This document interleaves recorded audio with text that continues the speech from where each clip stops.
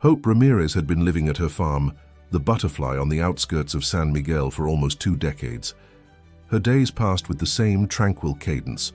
She would wake with the first ray of sunlight, have a simple coffee in the old kitchen, with its decorated tiles, and go out to supervise the avocado crops and the small agave production she maintained as a family tradition.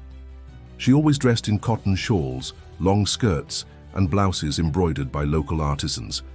Her truck, AE, pickup worn by time and dirt roads, was her faithful companion for occasional trips to the market or to St. Michael's Parish Church on Sundays.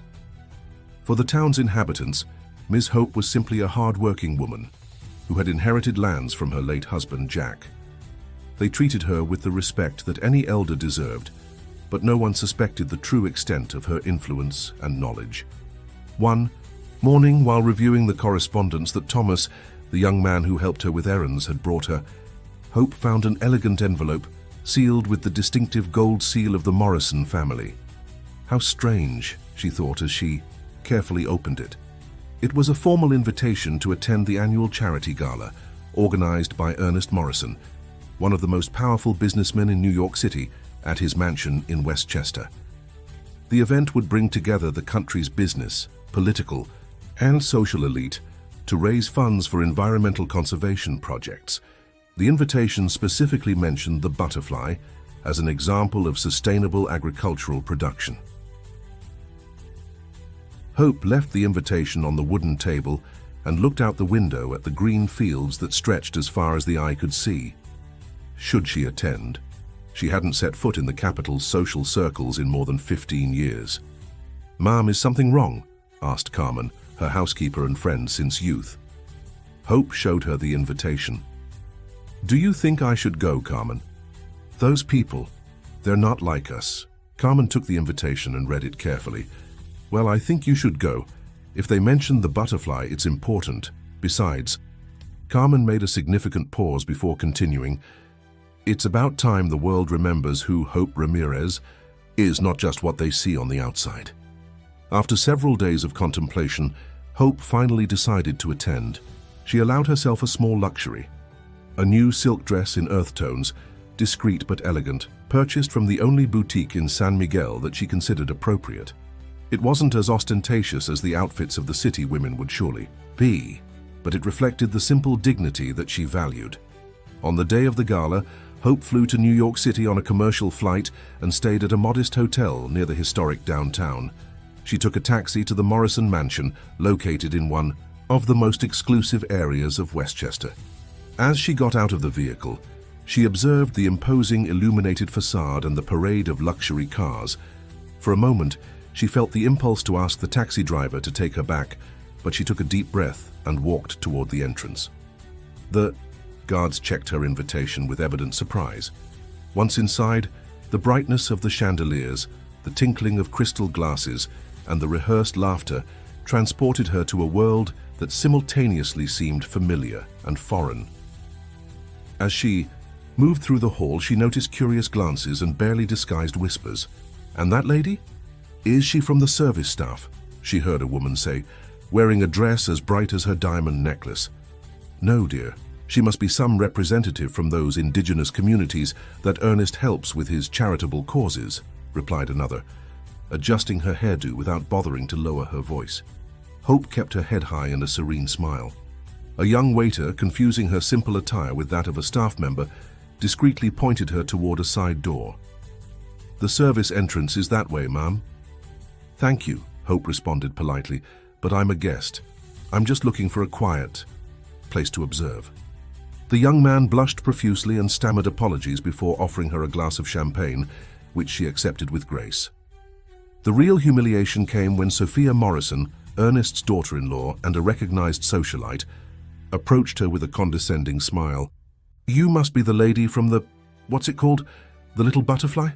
How lovely that you've come to the city. Is this your first time at an event like this?" The tone was as sweet as it was venomous. "I've attended many events, Mrs. Morrison," Hope replied calmly, "although certainly I prefer the authenticity of the countryside to the artificiality of certain circles." Sophia visibly tensed, But before she could respond, the lights dimmed, and the voice of the master of ceremonies resonated throughout the hall. The event was officially beginning. "Distinguished guests," announced the master of ceremonies, "tonight we are honored by the presence of an exceptional figure in the world of sustainable agribusiness."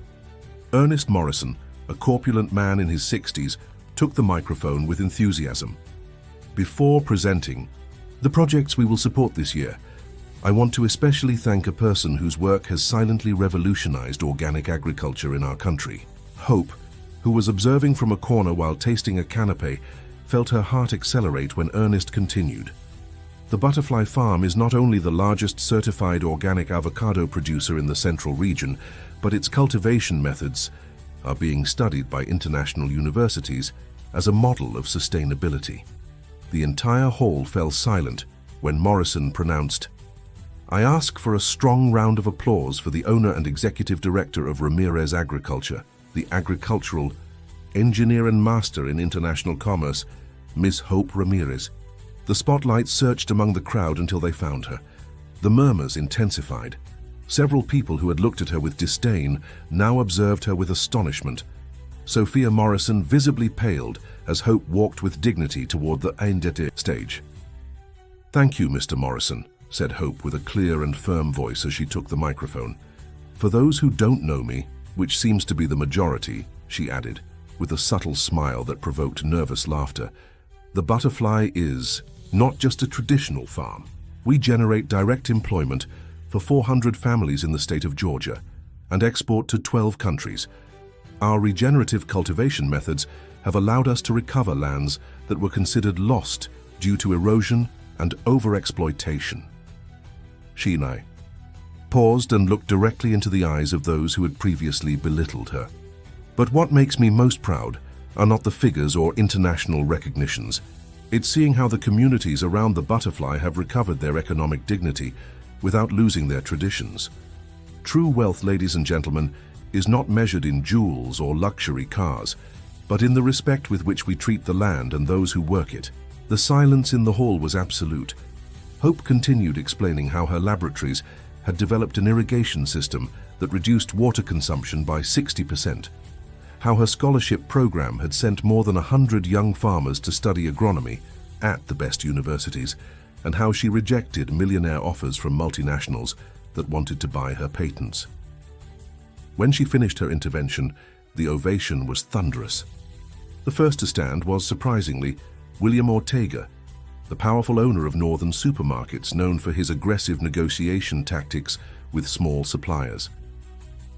As soon as Hope descended from the stage, she found herself surrounded by businessmen, politicians and celebrities who had previously not even noticed her.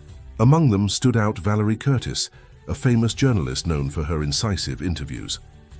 "Ms. Hope, it would be an honor for American Businesswoman magazine to do a complete report on you," Valerie told her with genuine interest. "Only if..." "We also talk about the rural women who work with me," Hope responded. "They are the ones who deserve recognition, not me." The journalist nodded, impressed by her integrity. As the night progressed, Hope maintained substantial conversations with several attendees. She politely rejected 3 partnership offers and a proposal to appear on a reality show for entrepreneurs. However, she agreed to collaborate with a university for a sustainable agriculture research program. What moved her most was the timid approach of Lucy, the Morrisons' teenage daughter, who confessed her interest in studying agronomy against her mother's wishes, who preferred to see her in fashion design.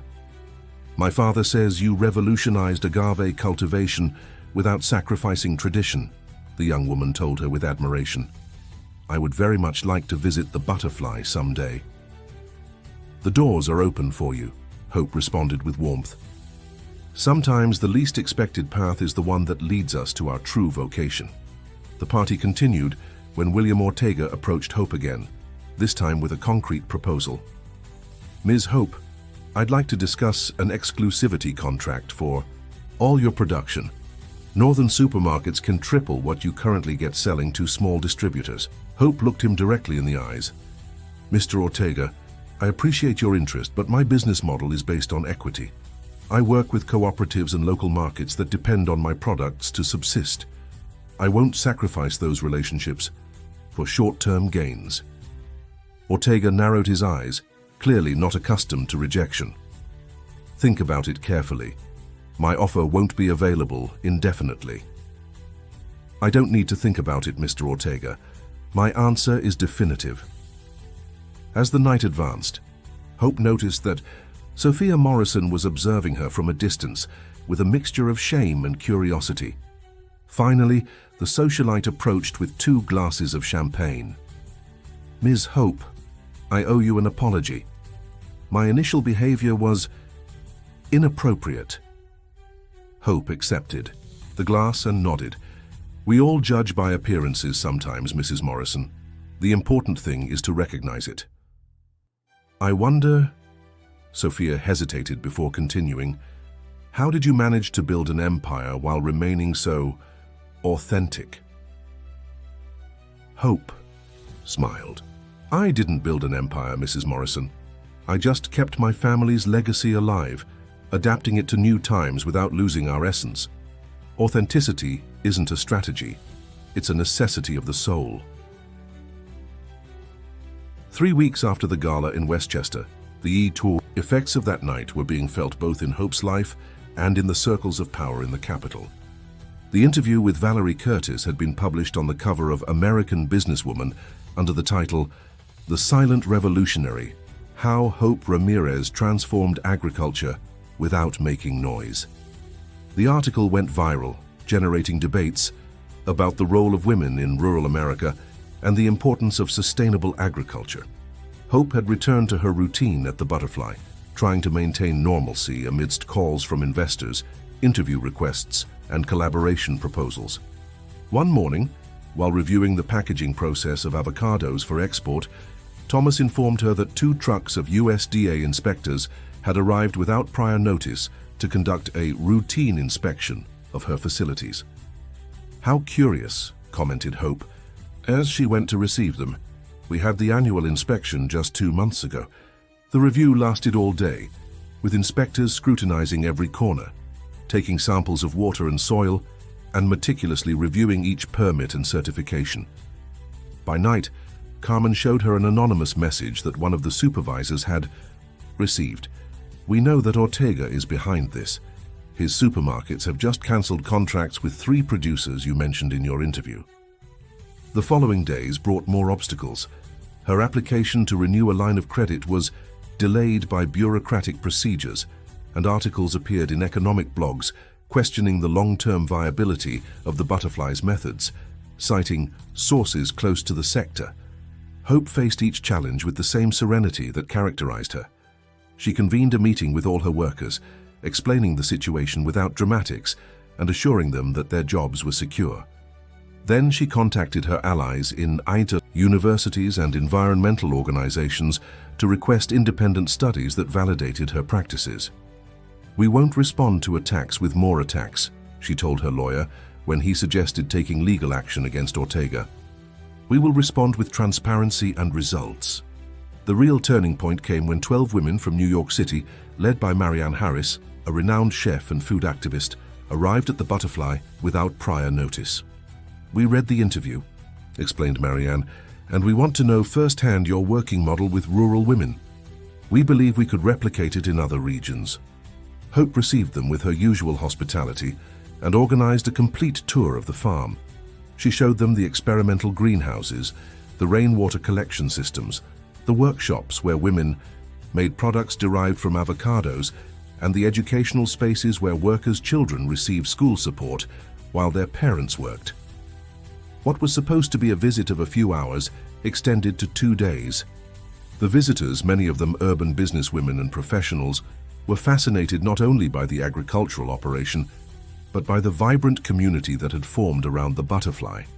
Among them was Danielle Ortega, William's cousin, who had broken relations with her family years ago due to ethical differences.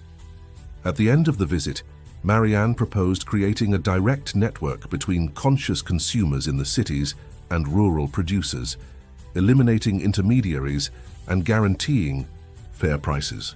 We'll call it From the Earth to Your Table, she suggested enthusiastically. We'll start by connecting the Butterfly with restaurants and homes committed to responsible consumption. The project took off with surprising speed. In less than a month, 70 restaurants and more than 500 families had subscribed to the program. Other small producers began to approach Hope, requesting to join the initiative. William Ortega's response did not take long: a direct purchase offer for the Butterfly for an amount that tripled its market value. Hope rejected the offer without even considering it. "The Butterfly is not for sale at any price," was her only response.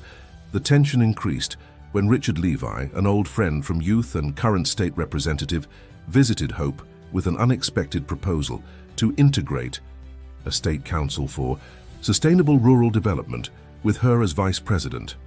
"We need you, Hope," he told her sincerely. "We are trying to transform the state's agricultural policy, but we lack people who really understand the land and those who work it." After careful consideration, Hope accepted, with the condition that meetings would be held in different rural communities, not just in government offices. "Officials need to get their shoes dirty," she stated. Her appointment generated a stir in traditional political circles. Some saw her as an intruder without political training. Others feared that her uncompromising honesty would prove uncomfortable. However, in her first session, she made it clear that she was not there to play by the established rules. "Bureaucracy doesn't feed anyone," she declared, when an official explained why a certain support process for small farmers would take 6 months.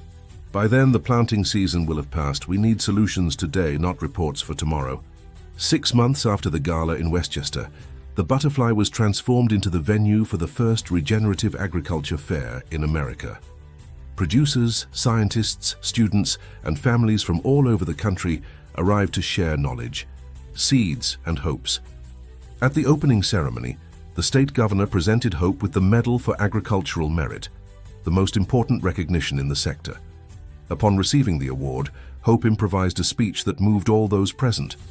"This medal doesn't belong to me, but to every man and woman who rises before dawn to cultivate the land with respect.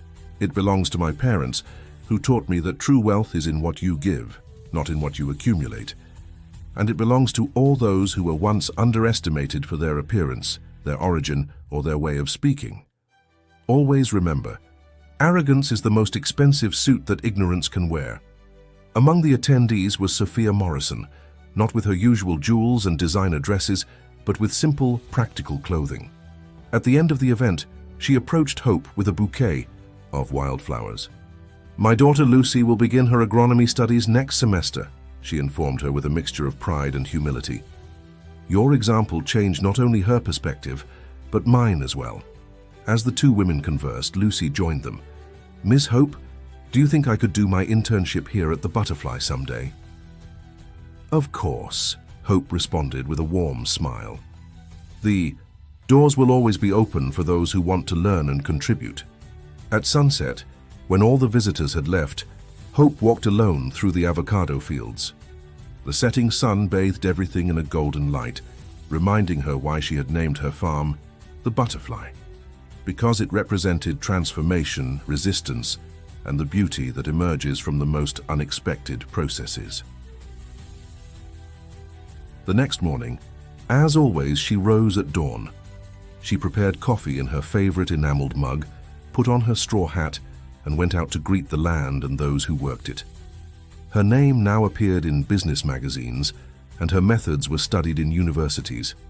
But for her, true success remained the same: living in harmony with her values, contributing to the well-being of her community, and sleeping each night with a clear conscience.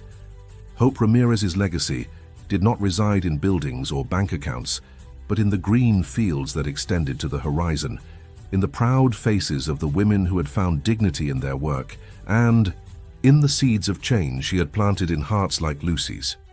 Dear listeners, we hope that Hope Ramirez's story has moved you and reminded you that a person's true value is not in appearances, but in their actions and the mark they leave on the world.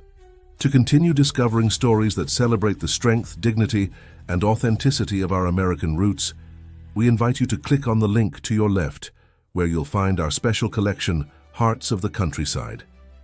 If this story touched your soul, don't forget to subscribe to our channel and like this video. Each week we share stories that connect us with the best of our culture and traditions. Do you know any Hope Ramirez in your community? Tell us their stories in the comments and help us celebrate these silent heroines who transform America with their daily work.